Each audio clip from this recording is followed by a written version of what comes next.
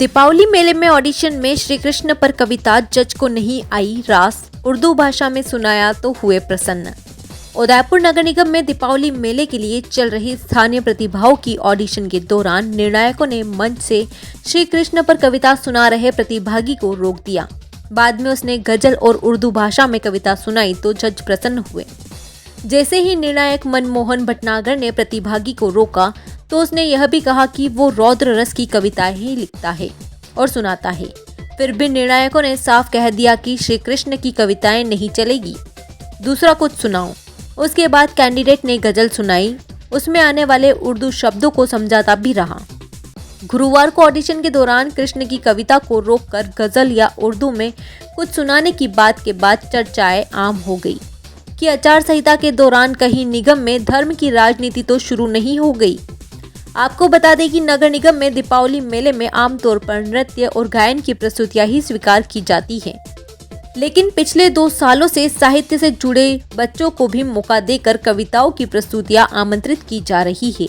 ऐसे में गुरुवार को ऑडिशन के दौरान निर्णायक मनमोहन भटनागर द्वारा प्रतिभागी को श्री कृष्ण की कविता के लिए रोकना और गजल या उर्दू कविता से खुश होना कई सवाल खड़े करता है। बताया जा रहा है कि निर्णायक मनमोहन भटनागर एक ऐसे स्कूल से जुड़े हैं जो कट्टर हिंदू विचारधारा के लिए पहचाना जाता है।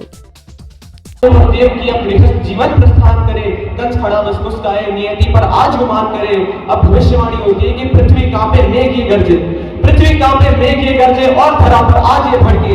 ऐ कंस तेरे इन महापापों का धर्म का कर्ज उतारेगा, अब तो तुझको वासुदेव का 8वां पुत्र ही मारेगा। देखो देखो माया जगत का कैसा ही ये विधान है, नव जीवन में ही नियति का कैसा दंड विधान है। बहन भी आई है जो कुछ हास्य वगैरह है या आप वीर रस या इस तरह के करते हैं? कुछ कौन कौन सा रस है आपके पास?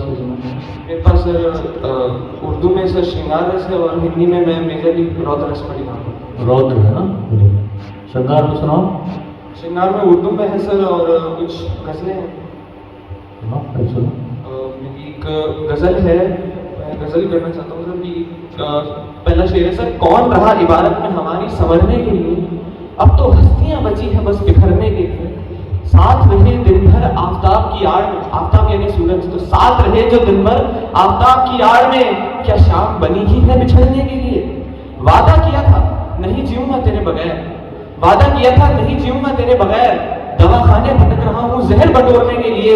और क्या सितम है मैं भुला देना चाहता हूँ तुझको, क्या सितम है मैं भुला देना चाहता हूँ तुझको, तो घर से निकलता ही है मुझसे गुजरने के लिए।